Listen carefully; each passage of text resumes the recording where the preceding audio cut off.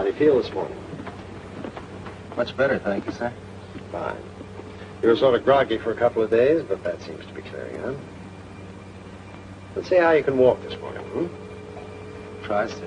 We'll try. A little shaky. That passes off.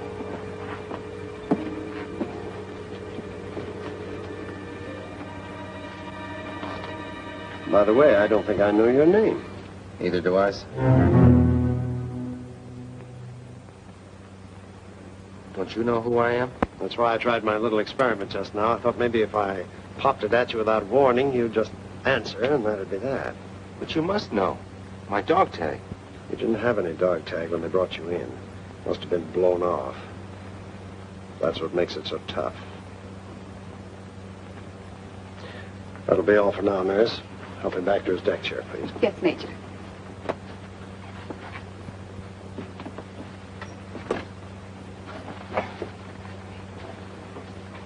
I'll be a few moments, nurse. Yes, Major. I'll give it to you from the beginning, at least as much as we know. Maybe that'll help. You know where you are. On a hospital ship. Right. And you know where you were? No, sir. Well, let's start from there, then. When we were driving for Paris, the Nazis got together every bit of armor they could spare and hit our line south of the Seine. They broke through on a half-mile front, cut off quite a few men. One small group took cover in an old farmhouse, held them off for 2 days. We could see the whole thing through our field glasses, but we couldn't get help through to you. Then I was one of the men in that farmhouse? Mm-hmm. Second day, one of their dive bombers got through and blew the house to bits. That afternoon, we attacked, smashed them back. When the medical corpsmen searched the ruins, they found that there'd been only 4 men in that house. 3 of them were in such bad shape, they just collected their dog tags and buried them. 4th man was you. Then my dog tag was missing? No, not missing, exactly. It had been blown off you, just as theirs had been blown off then. I got the 4 of them right here.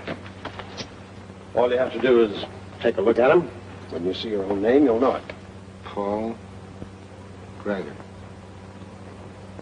That doesn't mean anything. Carl Gronowski.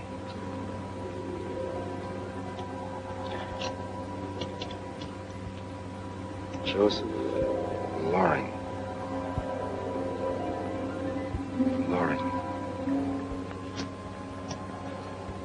Peter Anderson.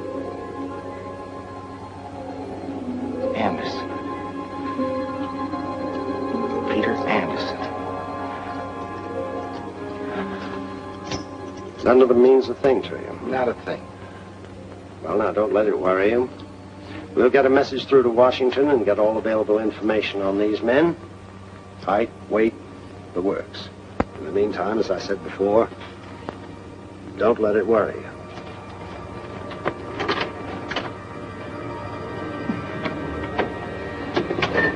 Don't let it worry.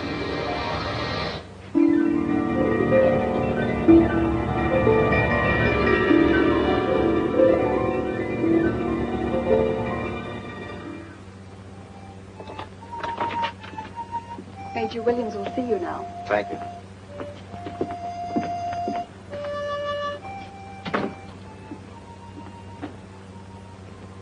At ease. How tall are you? About 5'11"? Yes, sir. Weigh about 180. Yes, sir. McGregor was 5 feet 10 and a half. Loring and Gronowski were 5 feet 11. Anderson was 6 feet.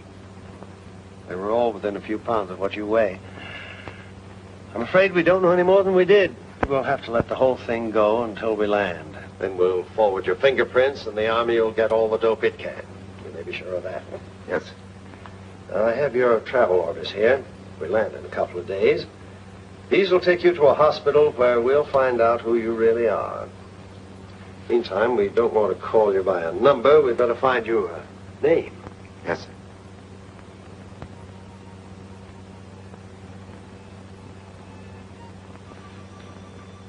How about John? Johnny? Okay. Johnny what?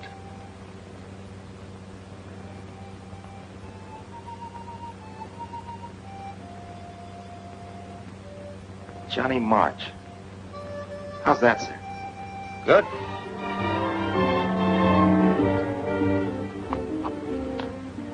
Thank you, sir. That's all.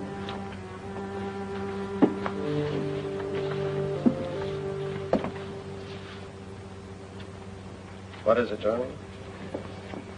About those 4 men, sir. If I'm one of them, could I have a list of their names and addresses? I think if I studied them... Certainly. Take this along. Work over it, Johnny. Thanks, sir.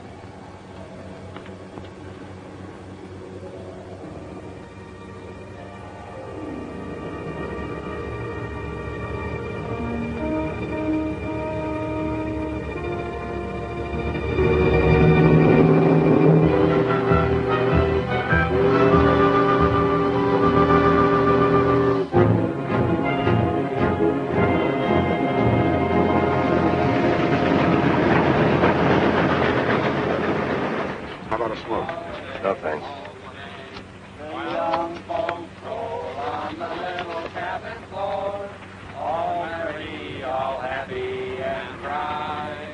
By and by our times come a-knocking at the door. Then my old Kentucky home, good night. Oh, wave. I'm sorry, Moose. Well, let's try it again, fellas. Oh, wave. I hate to have to say this, chum, but as a singer, you're strictly off in a cattle boat. Sammy? Yeah? We got a leak in our quartet. Come on down here and make with the pipes. Okay. See you later. Who's going to take the lead? Okay. Oh, weep no more, my lady. Oh, weep no more today. Paul McGregor, Joseph Laurie, Carl Gronowski, Peter Anderson, Bridgeton, Chester, Chicago, Oxford. Bridgeton, Chester, Chicago, Oxford.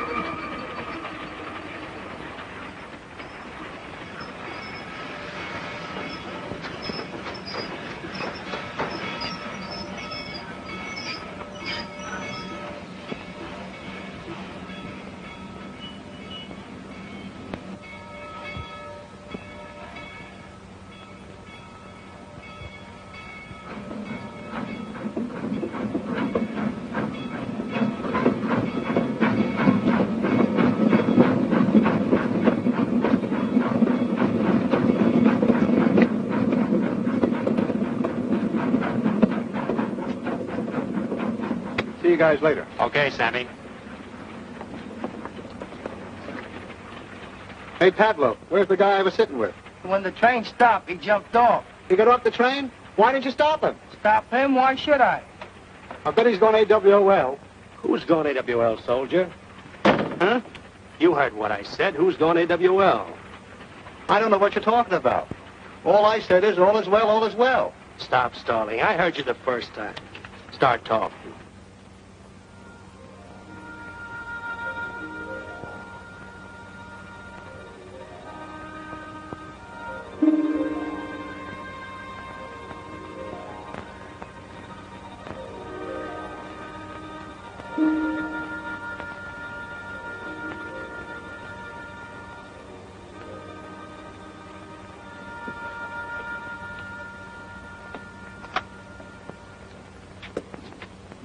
Yes? Is this Paul McGregor's house? And you're? I'm Sally McGregor. Paul was my husband. Who are you? John March. I was with Paul in France. Won't you come in? Please.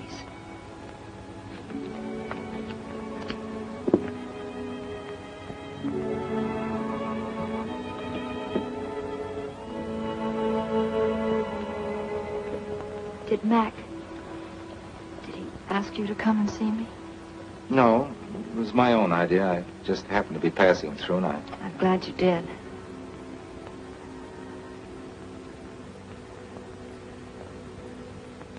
Were you with him when...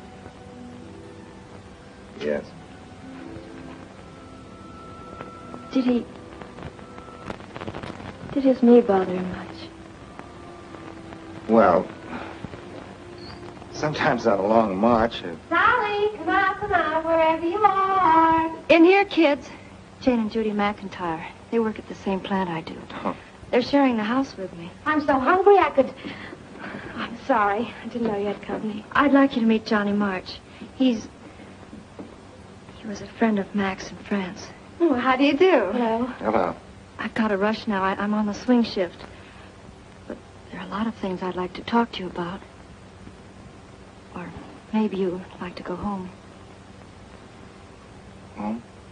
Well, soldier, you'll never find a room in this man's town. Perhaps you'd like to stay here tonight.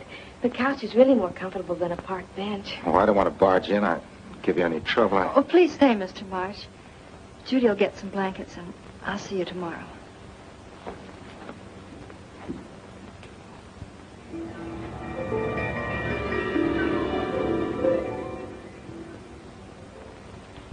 Don't spoil me, Johnny March.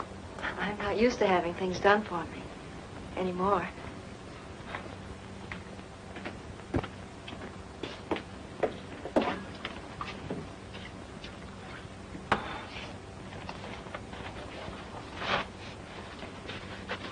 I'll get it. Thanks. There you are.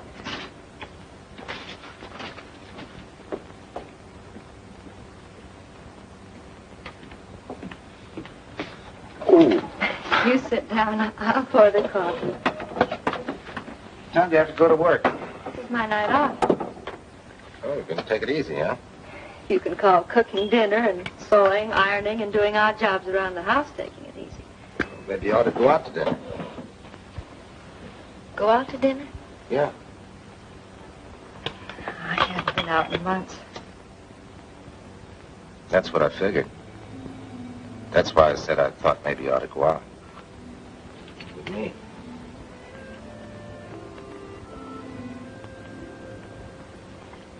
All right. I'd love to have dinner with you. Swell.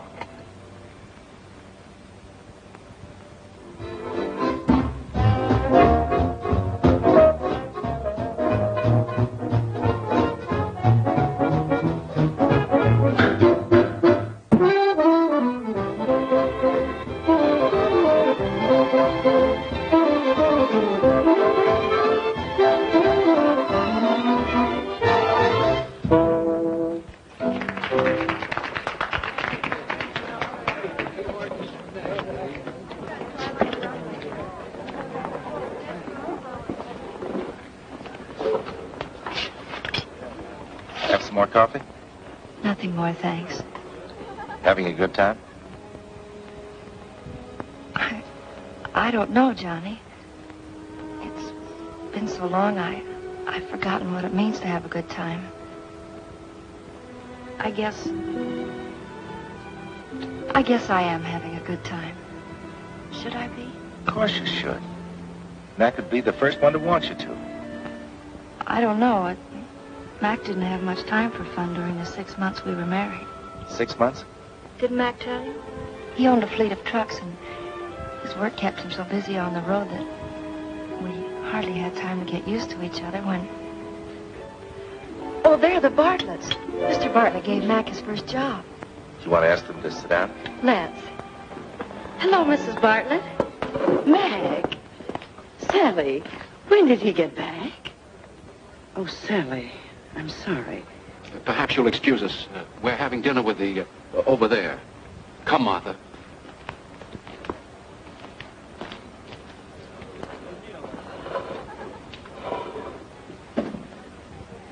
You see, Johnny, I shouldn't have come here. Don't let a thing like that bother you. It's no use. You'd better take me home. Right, Sally.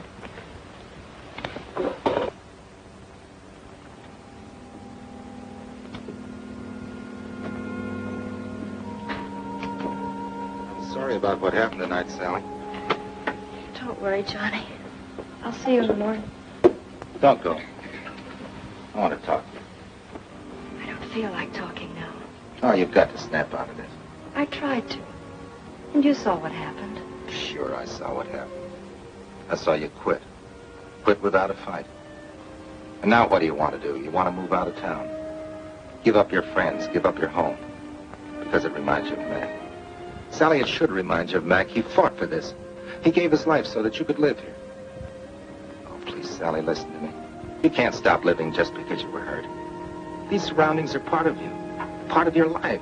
You've got to love them again. The pictures that Mac helped you hang. And the chair next to the fireplace where he always smoked his pipe. Mac and his pipe. He never was without it, was he? Oh, that isn't the point.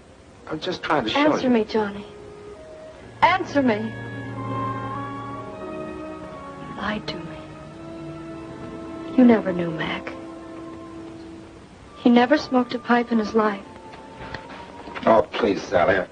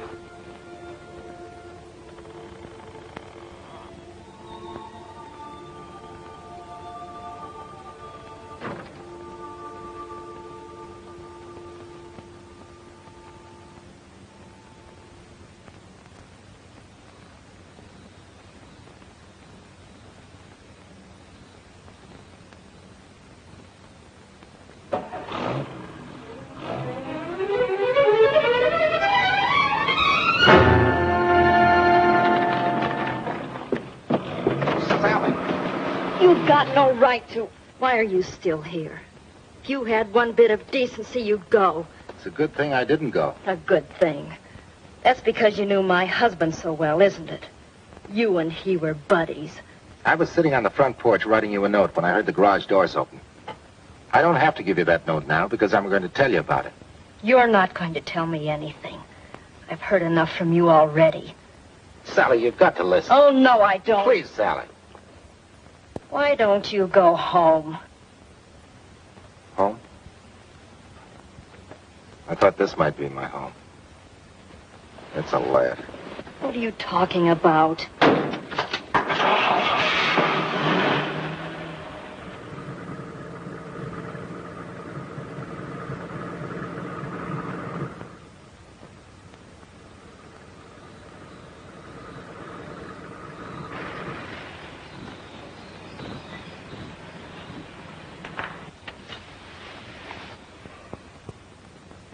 You think I'm a phony, don't you? But I had to come here, Sally. I had to find out something. See, I've got a smashed-up life to rebuild, and so have you. What have you got to rebuild? You came back. All you have to do now is pick up where you left off. It'd be swell if I knew where I left off. Meaning? Meaning there There really isn't any such person as Johnny March. He might have been Paul McGregor. Now, he may be Joseph Loring of Chester, West Virginia, Carl Gronowski of Chicago, Illinois, or Peter Anderson from Knoxville, Iowa. Sounds all mixed up just like I am. See, it started in France, just after the invasion. Then your next stop is Chester, West Virginia? Yep. When do you think you'll be shoving off? Tomorrow. The sooner I learn about my past, the sooner I can start my future. Johnny,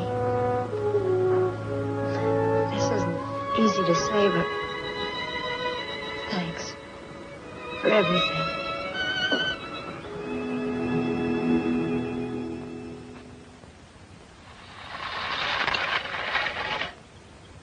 Better come in and get ready if you want that lift to New York. Stan will be here in a few minutes. All right.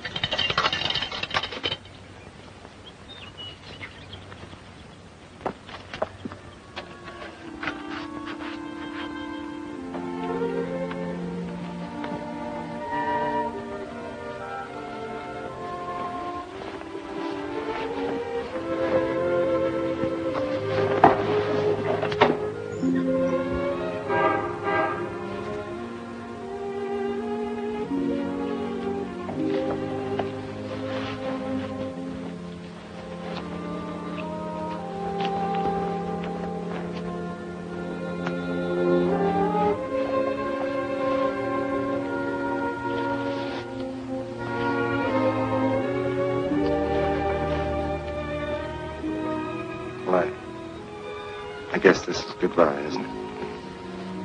I guess it is. We'd better go, Johnny.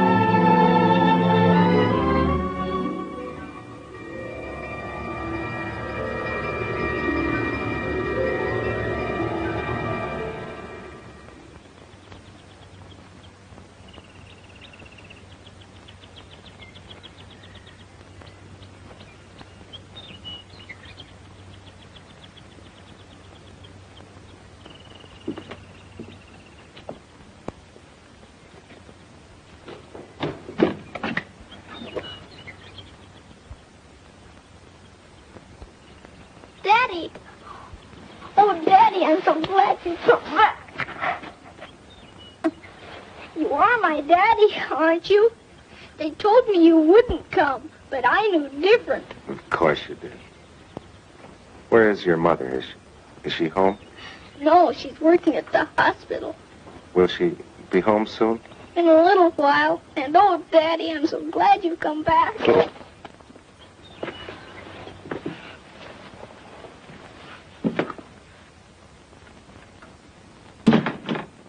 There, son. Take it easy. I'm all right now. You haven't told me how much I've grown, Daddy. Haven't I grown a lot? Oh, you're positively enormous. Enormous? I haven't learned that word yet. What's it mean? It means you've grown so big, I doubt if I'd recognize you.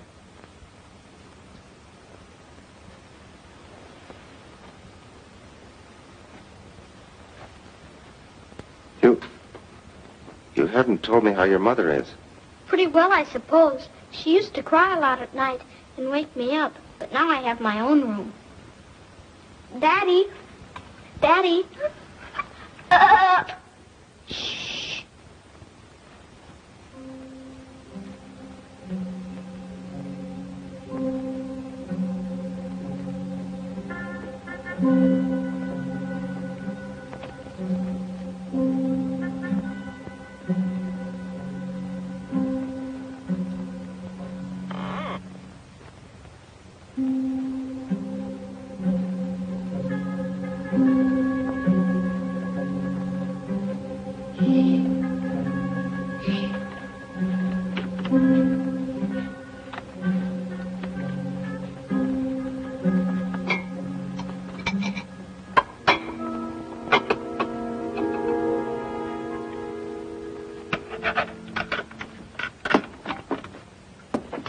Just like you left it, isn't it, Daddy? Will you work here all the time, not just nights? Why do you ask that? Well, Mommy said you did your best work here. She did?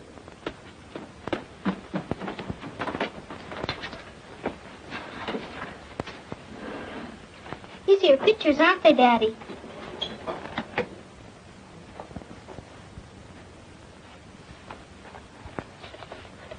Say, this is all right. It's good, isn't it? Huh? When nobody was here, Daddy, I used to look at these pictures. You did? Which one do you like the best? I like this one. I'm building a house just like it. You are? It's a real pretty one, isn't it? You bet it is. I'd like to live in a house like that. You would? Of course, I never touch it without I wash my hands real careful first, and I dried them real good, too. Let's look at the rest of the pictures, Daddy. You bet, son. Uh-huh. Designed for living. Fascist style. Condemnation proceedings to take precedence over all other work. What does it mean, Daddy? It's very simple, son. A lot of things had gone wrong because a lot of people thought wrong. And we had to straighten out their thinking for them and fix the wrong things they had done. So little boys like you would have a place like that to play in, houses like that to live in. Like you have to get all the weeds out of the garden before I can grow things? Roger. And did you do it, Daddy? Did you fix all the bad things? Well, it isn't a job anyone can do by himself. I helped a little, I hope. And you see, it was a big job, and many people helped. But it'll take a long time before all the bad things are fixed.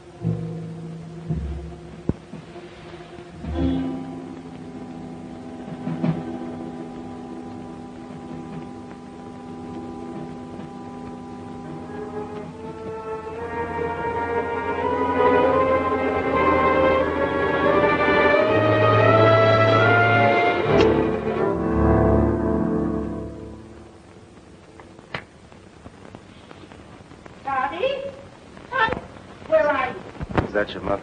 It's Miss Carew. She takes care of me when Mummy's in the hospital. I don't like her very much, Daddy. You better answer her. Daddy, do you hear me? I'm here, Miss Carew, in Daddy's workshop, and Daddy's here, too. What? Toddy Lawrence. Who is this man? He's my daddy. Who are you? He's my daddy. I tell you, he is. He is. Tell her, Daddy. It's a strange situation, Miss Carew. And a difficult one to explain. You see, Toddy and I were talking it over and we weren't quite through, so if you could give us a few more minutes together. But I don't see why. I assure you it'll be all right. Well, a few minutes then. Thank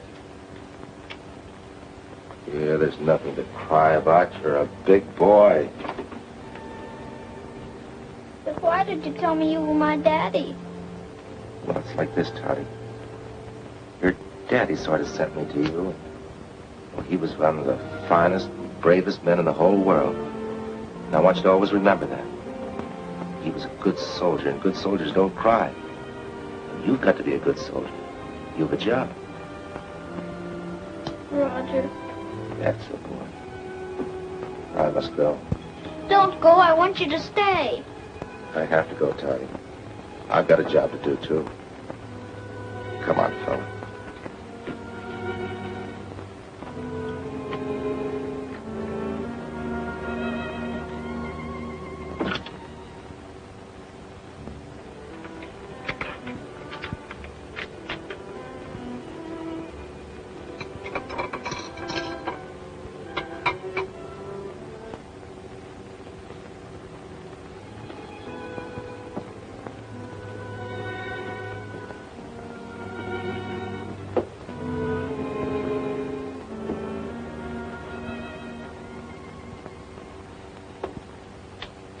Goodbye, Todd.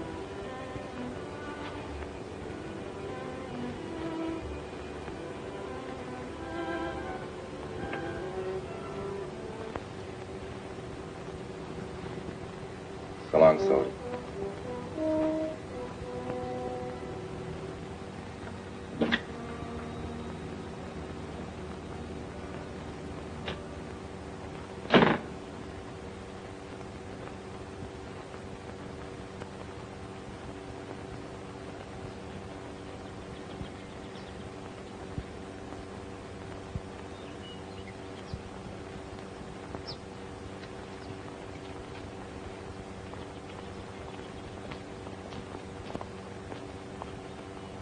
Are you looking for someone?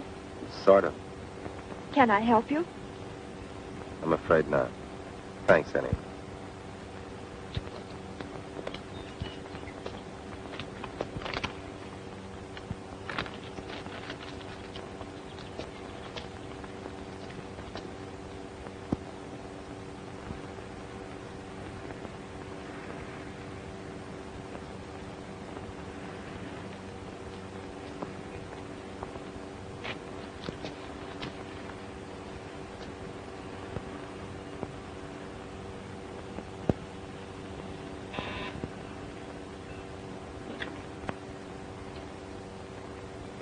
Yes? I'm sorry to bother you, but I'm looking for the Granowskis. Granovskis, they don't live here anymore. Oh. We don't know them. One of them went into the army, and his brother moved away just before he came in here. I wonder if by any chance you'd know where they moved to. Leo, come here a minute. Sorry to put you to all this trouble. Now what is it? Always you got some... Fine thing, Maria. Keeping a soldier standing outside our door? Where's your manners? Ask him in. I just wanted some information. I'm looking for the Granowskis. Well, there is only one of them left. That is Joe, the younger one. He works by Frank Sirocco's on Rush Street.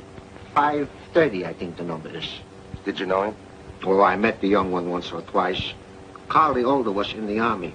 Took care of his brother for a long time. And then, besides, he had La Chancerenza. What is that? I don't know how you say it.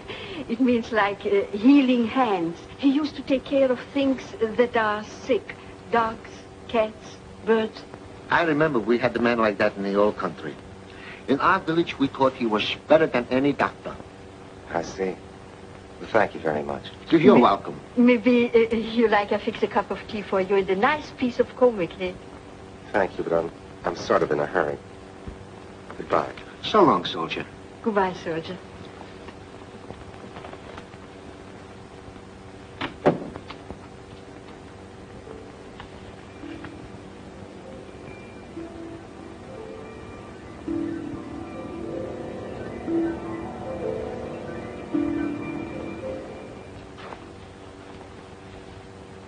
What'll it be, friend?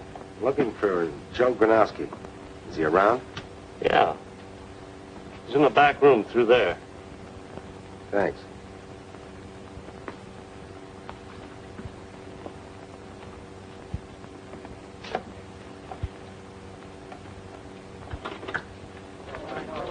Thick and high layer, Indian summer, Colombo, Gadget.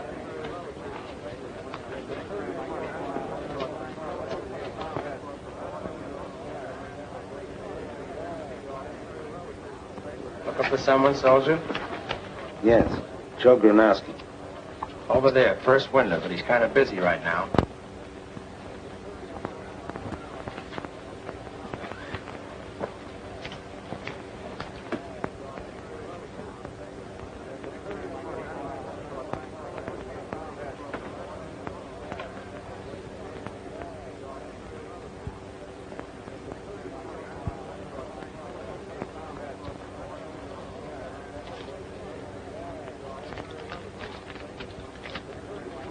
Attention, please. Attention, please. The fourth at Pimlico. The fourth at Pimlico. Scratch.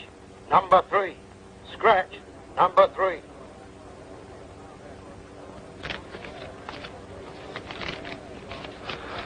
Hey, wait a minute. What's the idea? There isn't any idea. I just... Did you know his brother by any chance? Sure I did. He worked for me 2 years before he went in the army. Why? Hey, wait a minute. Was you a friend of Carl's? In a way. In France. Hey, Joe. Joe, come here a minute. Anything the matter, boss? Uh-huh. I want you to meet up with, what'd you say your name was, soldier? March. John March. I'm Frankie Sirocco, and this is Joe Granowski. Hello, Joe. He was with Carl in France. You were with Carl? Hello, Frankie. How's tricks? Hi, Rocks. Hello, boys. All right. Hello, Mr. Donnelly. I better get back to the window and... Stick around, kid. Boys can get along without you. But the last race... I said stick around. Something I want to talk to you two about. But it can wait till the customers leave. Donnelly's her name. Rox Donnelly. John March. Ah. This is indeed a pleasure, Mr. March. Well, Frankie, while we're waiting, how about a little liquid refreshment, huh? Sure, Rox. What'll it be, soldier? I'll have beer. I'll have a straight bourbon. Same here. Wait a minute. Wait a minute. Give Mr. March his beer. Me and the boys will have 3 milks. Now, wait a minute, Rox. Just because your liver's kicking up. Shut up. What's it all about? Pay no attention to these characters, Frankie. They're beefing on account of giving a little blood. Who's beefing about giving blood? They wouldn't let me in the Army on account of this liver of mine, so I had to find other ways to help out. Giving blood is one of them. And Rox Donnelly don't do nothing halfway. When me or my boys gives blood, it's nothing but the finest quality and in the A1 condition. So for 1 week before we give, all alcoholic beverages are strictly out. I said 3 milks. Hey, Jake. Sit down, Johnny. 1 beer and 3 milks. Okay, boss. Well, Rox, what's on your mind? Oh, nothing very much. Just the $6,000 you owe me. What are you talking about? Well, unless I've been very badly misinformed, Green Gremlin comes in at 5-1 in a 4th race last Tuesday with $1,000 of mine on her nose. Here's a slip.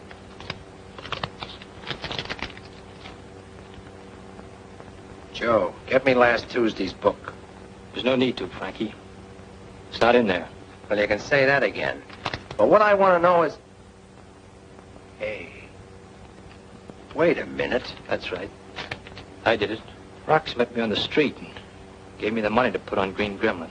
I needed that money. And I had a hot tip on another horse. So I gave Rox the slip. Never entered it in the book and put the dough on my horse. But Green Gremlin won.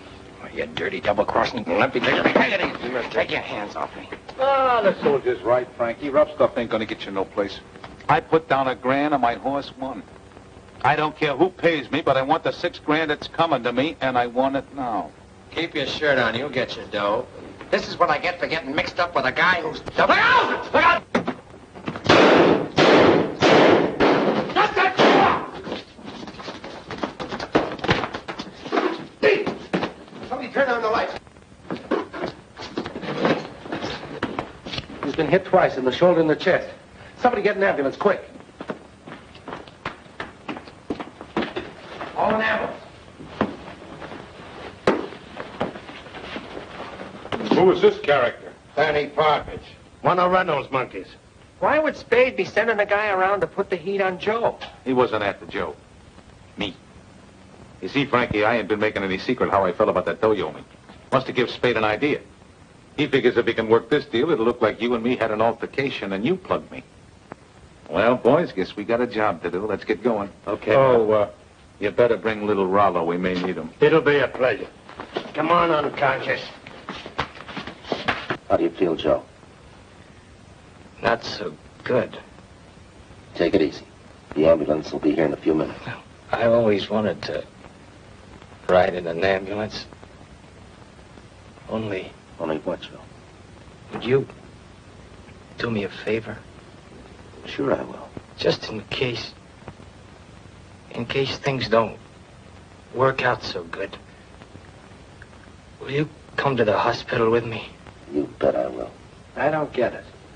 I can't figure the angle. Can't figure what angle? Well, Joe ain't crooked, I'll swear to that. But this deal that he's trying to pull on me is more How's than the I... kid? Resting easy. That's doctor talk for a guy being out like a light. But they'll call us when he comes to. Hey, Rox, what's with the glim? Uh-oh. I guess I bumped into a door. I don't suppose nothing was happening to Spade Reynolds while all this was going on. Reynolds. I don't think I ever heard of the gentleman. Mr. March, Yes. you can come in for a few moments now. We just finished getting the information for the police reports. He's been asking for you. Thanks. How about us? Well, he's not very strong yet, but I guess it'll be all right.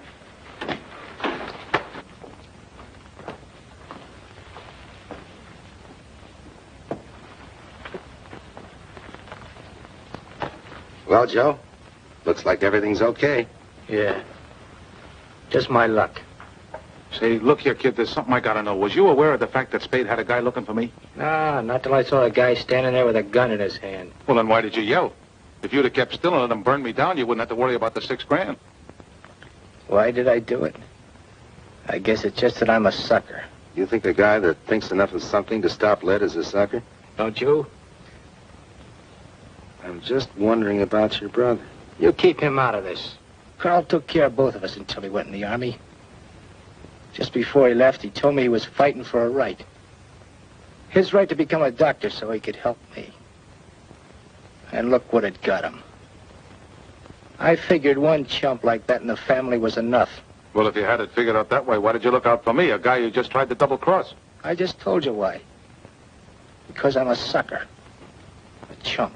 If you hadn't stopped them bullets, Rocks would have been colder than a pair of Eskimos' ankles. And then nobody would have owed nobody nothing. Right, Rocks? Right. And as far as I'm concerned, if I may be permitted to borrow a phrase of my good friend Frankie, that's the way it is. To don't nobody owe nobody nothing. Check. And when you get out of here, Joe, your old job will be waiting for you. You better throw in with me, kid, where you'll be appreciated. What's the matter, Joe? I don't feel so good. Did I say something wrong? No, Rocks. I think Joe wants to do something different. What do you mean? I think he might want to be a doctor. How did you know that? Well, that's what Carl wanted. And I figured you'd want to take up where he left off. Yeah, but... Oh, how could I? College and medical school, that takes a lot of money. Well, don't worry about that, young fella. That'll be my department. And say, listen, while you're studying all that stuff, will you learn something about livers? Like any right-thinking businessman, I got to figure on getting some return on my investment. And it's a funny thing about my liver. I'm sorry, but you'll have to go now. Oh, yes, miss. Yeah. So long, kid. Be seeing you. Be seeing you. Goodbye, Joe. Goodbye. I want you to know. Don't try to talk anymore. So long.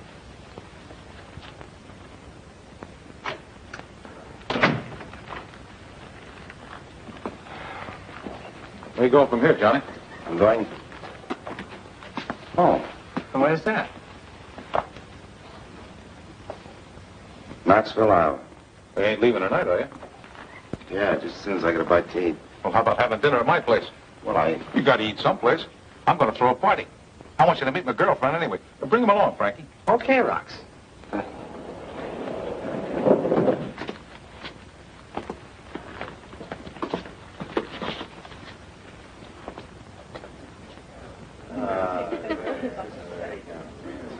Ladies and gentlemen, I wish to propose a toast to Rocks Donnelly. Here's to your good health, Rocks. Thanks. And aren't we glad you still got it? Oh, Wanda, I want you to meet Johnny March. Johnny, I want you to meet Wanda. Hello. And make sure he enjoys himself. See you later. Hello. I've been watching you, soldier. Would you like a light? Please. And I get the general idea that you're not having such a good time. Tell you the truth, I was just leaving. I'll stick around. I was getting a little bored myself. Rocks tells me you just got back from overseas. Yes, I did. Well, after what you've been through, doesn't this sort of thing make you just a little sore? Well, parties are the thing the guys overseas dream about. What else do they dream about, soldier? Well, this isn't exactly the place to talk about dreams. I can do something about that. Come on. Come on.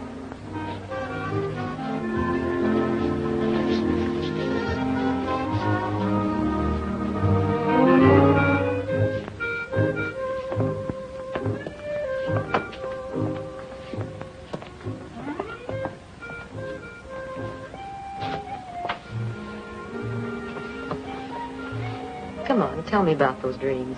Well, they're not easy to tell. Oh, we have plenty of time. Or have we? How long are you going to be in Chicago? Not long. Well, that's too bad. Why? Because I like you. You don't even know who I am. Well, is that necessary? Well, it'd be kind of nice if One of us knew. Well, I don't get that one at all. Well, look, Miss Wanda, I'm not trying to be mysterious. Come on, soldier. There's a girl somewhere, isn't there? Why do you say that? There's a telephone out there. Why don't you go call her up? Well, I'm in Chicago and she's in Connecticut. Rox won't mind. He can afford it. Maybe this has been said before, but women are funny. Come on, don't give me any more arguments. Go on in there and phone her.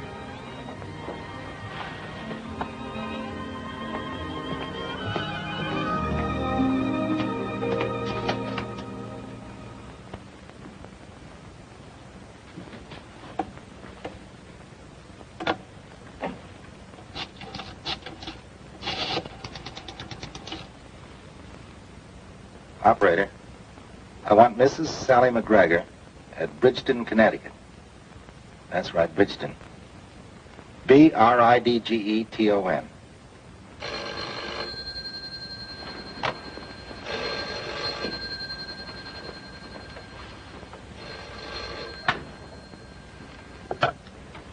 Hello? Hello, ready with your party? Hello, Sally. Who is it? Johnny. Johnny March? Where are you? Chicago. Have you found out anything? No, but there's only one more name left on the list, and that must be it. You mean Anderson in Knoxville, Iowa? Sally, you remembered. I remember lots of things, Johnny. Sally, would you come out to Knoxville to meet me there? But, Johnny, I didn't want to have to say it exactly this way, but I don't have to tell you that I love you, do I? You know that already. You must have known it the day I left. But, Johnny, darling, you're forgetting something, aren't you? A kind of important something? You don't even know yet whether you're married or not. I can't be. Why not? Well, I just can't be. It wouldn't be right. Well, if you were only here, I could tell you, or maybe I wouldn't have to tell you. This isn't a magazine story, Johnny. In real life, things don't always work out the way they're supposed to. I know. I guess you're right. I'll have to go see. It's the best way. Then when I get home, I'll call you again. I'll be waiting, Johnny. Bye.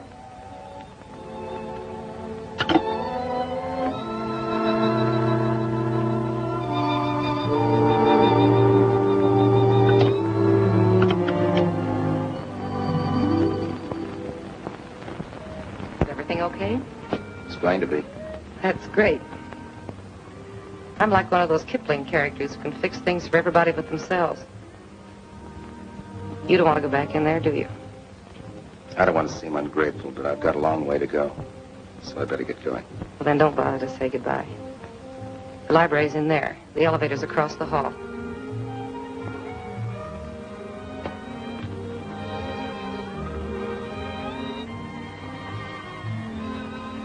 Good luck, soldier. So long.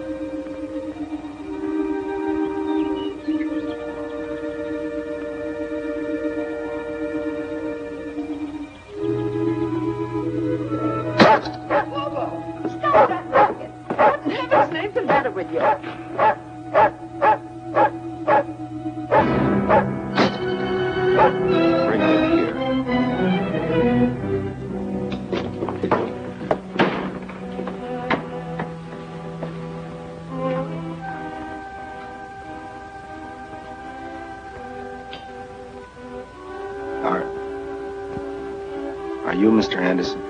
Yes.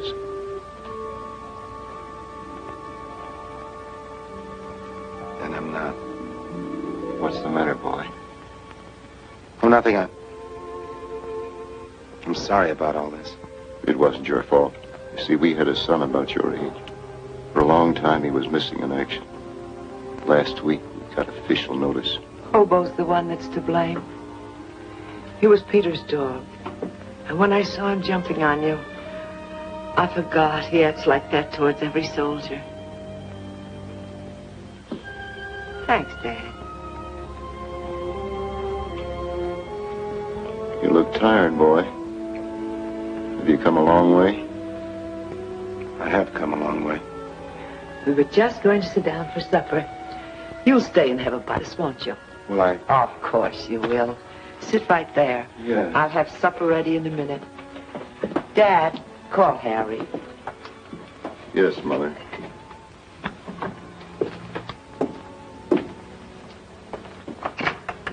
Harry! Supper! Serve the stew, Dad.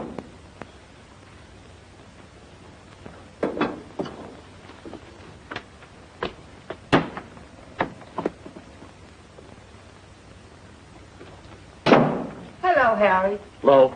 Listen, you didn't tell us your name, son. John March. This is Johnny March. And this is Harry Parker. Hello, Harry. Harry works for us. All right, Dad. Dear Lord, inasmuch as this food of which we are about to partake comes to us out of thine infinite loving kindness, grant that for what we are about to receive, we shall be truly grateful. Amen. Amen. Yeah, truly grateful.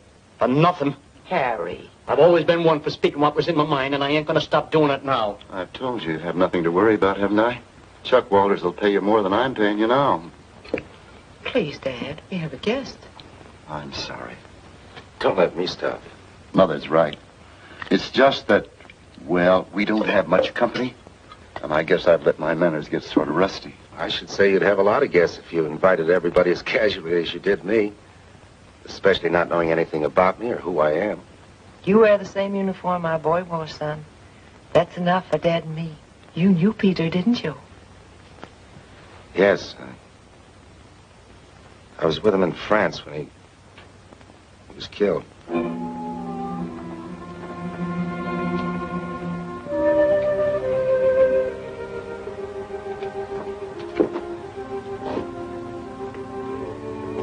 But you knew about it. Mr. Anderson told me. Yes, we knew. We received a telegram last week. It's just that Peter and his father were so close. I knew you had something to do with Peter. I was afraid to say it, but I knew.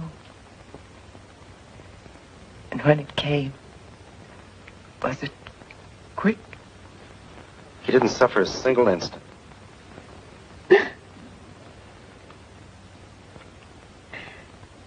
I know how difficult it must be for you to talk about it, especially when you're so tired. Would you like to go out and sit on the porch for a while with Dad? Or would you rather go to your room? My room? You're staying overnight, aren't you? Well, to tell you the truth, I hadn't planned on... Are they expecting you someplace else? No. Then you will stay, won't you? As a favor to us. I'd love to, thanks. Good. Now finish your supper, and I look after Dad.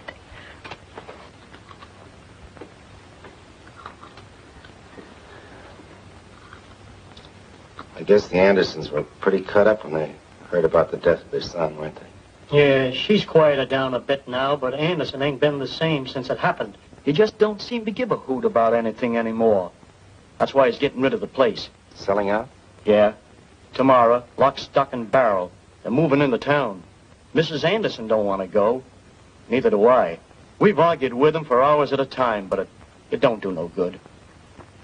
Certainly in a hurry, wasn't he? He says the sooner the better. That's 'cause everything about the place reminds him of the boy. Finished, son? Yes, thanks. How's Mr. Anderson? He's all right. He isn't as young as he used to be, and things upset him more somehow. I've certainly caused a lot of trouble around here, haven't I? First you and then Mr. Anderson. Don't you give it another thought. We're glad you came. For a lot of reasons. I'm thinking you need a little rest, Johnny. Thanks. I am tired.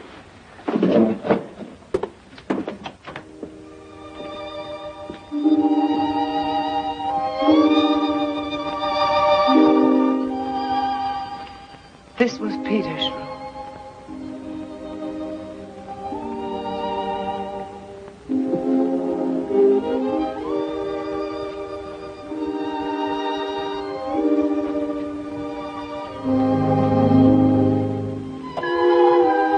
He was the proudest kid in the country the day he won that 4-H prize.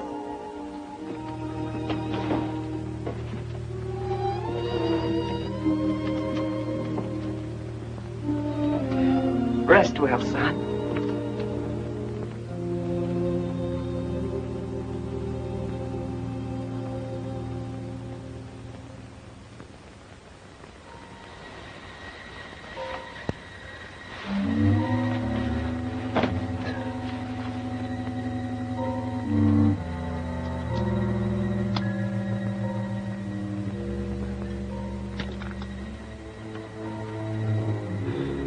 By the way, I don't think I know your name. By the way, I don't think I know your name. I'm Sally McGregor. Paul was my husband. Who are you? I'm Sally McGregor. Paul was my husband. Who are you? But why did you tell me you were my daddy? But why did you tell me you were my daddy? What'd you say your name was, soldier? What'd you say your name was, soldier? It's Johnny March. Who's Johnny March? Who is Johnny March? Who is Johnny March? Johnny March.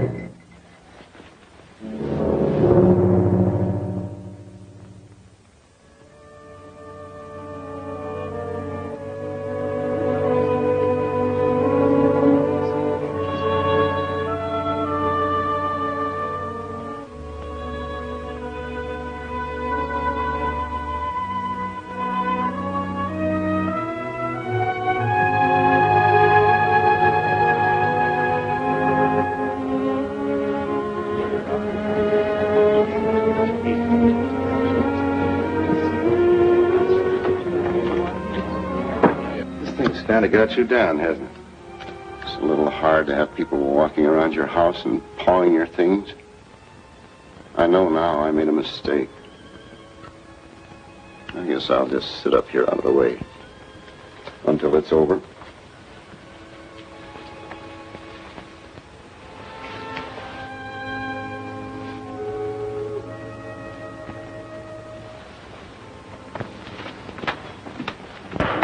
All right, folks, let's have a little quiet, please.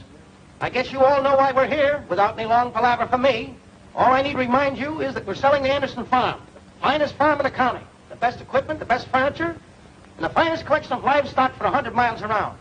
And we'll start with the house furnishings, piece by piece, and when they're disposed of, we'll move on to the farm equipment. Just a minute, please. What do you want? This auction has to get started. I'd like to say a word to these folks before this sale takes place. We ain't got any time for that now.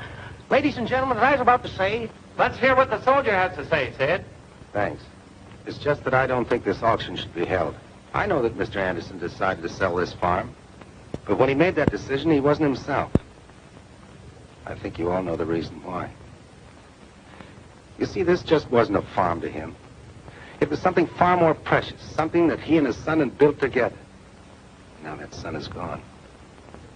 But as long as this farm endures, something of that boy will remain to give hope and consolation to two hearts. His father's and his mother's. Mr. Anderson doesn't see it that way now, but he will. For there isn't anything more important in the whole world than the love of a mother and a father for a boy that's gone. Unless it's the happiness they may still find in keeping faith with that boy's ideals. Especially when keeping faith with those ideals means helping to feed the millions of hungry kids that are waiting for the things this farm can produce. Very good indeed. But this sale is going to go through just the way we planned it. And now, folks, I want to call your attention to this beautiful chair over here, trimmed in solid gold and oak. I saw the invoice on this myself, and I don't mind telling you, the Andersons paid a pretty penny for it. Yes, sir. Made by the best manufacturers in Grand Rapids. Who'll make me an offer? It's in first-class condition. Come, Lem, how about you? You could use this chair over there.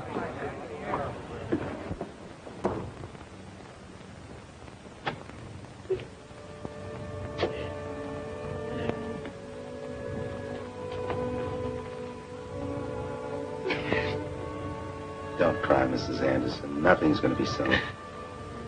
You're going to stay right here where you belong.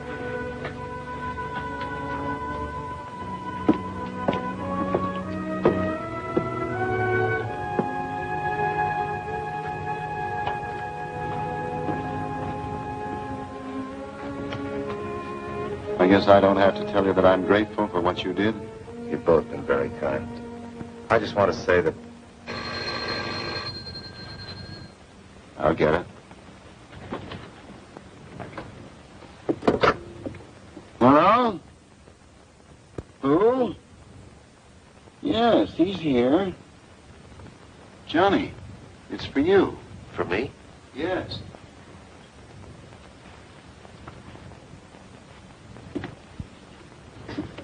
Hello? What? I'll be right over. Mr. Anderson, can I borrow your truck for a little while, please? Sure, son. Just in the driveway. Thanks.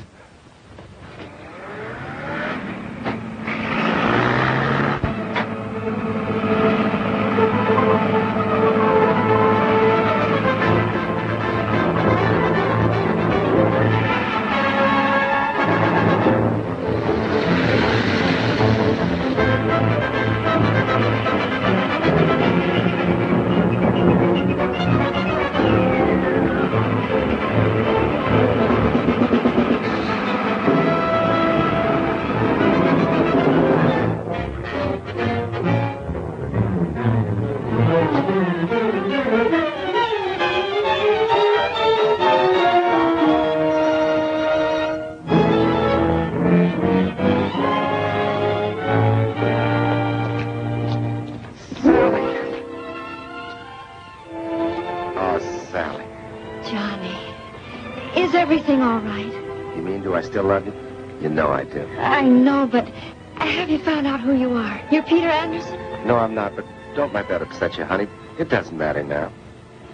Doesn't matter. But it does. Yes, it does matter. It does matter who I am, doesn't it? You said it, Bub. You speaking to me? I'm speaking to the guy that was driving that jalopy over every part of the road in which he don't belong, who cut every curve and disregarded every intersection. You know what the score is. We'll start with your driver's license. Driver's license. I don't have any, at least with me. You're making it swell for yourself, aren't you? Suppose we go see the judge now, and you can tell your story to the both of us at the same time. Please, not now. I just got here a couple of minutes ago. Came all the way from Connecticut, and I... Anything the matter, officer? No, at least nothing I can't handle. Just one of your boys driving without a license and violating every speed law in the book. Where are you from? I don't know. What do you mean you don't know? Let me see your papers. Papers? I haven't any. AWOL, huh? This is getting good. Well, if you guys will just keep your shirts on for a couple of minutes, I might be able to explain things. Maybe you won't have to. What's your name? Johnny March. That's what they call me. Uh-huh. I'm sorry, officer, but the Army has first call on this man. We've been looking for you for about a week. Looking for me? March John. It says here you disappeared off the train on your way to a hospital without having been officially discharged. You better come along with us and talk to the CO. Please, may I come too? Well, I don't... What I always say is a feminine touch always gums things up good. Sally, you better take the truck back to the Andersons. It's out in front. Come on. Thanks, officer. It's okay.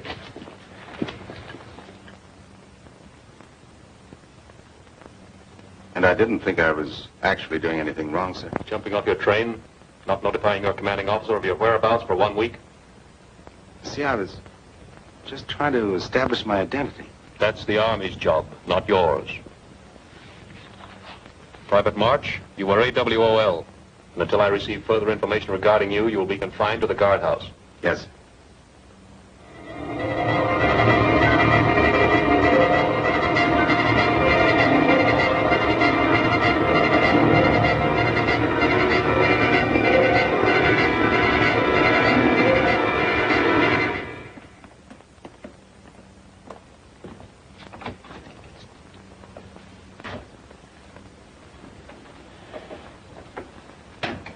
Mrs. McGregor.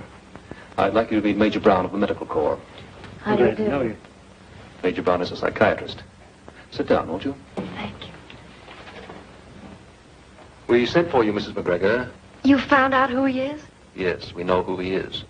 But before we tell him, we'd like to try to make him find out for himself. It's better if he remembers. We asked you to come in so that when we question him, it won't appear in the nature of a test. Private March is here, sir. Send him in. Yes, sir.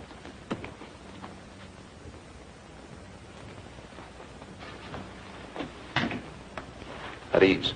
Thanks. Private March, just before you came in, we were having a little discussion. Perhaps you can settle it for us. Do you know the date of the Austrian succession? 1740. And how about the Council of Nicaea? That was 325 A.D.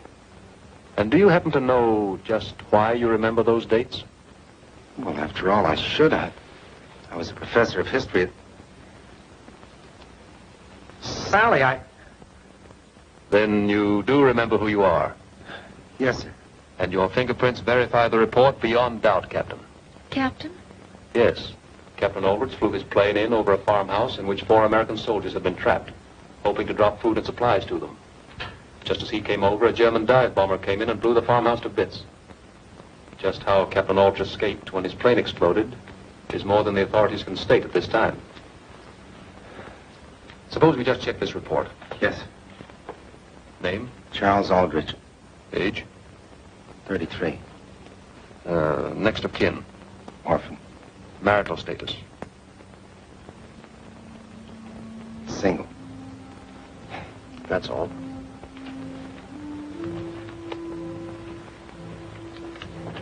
Occupation. Occupation. He's a father, a brother, a son, a husband.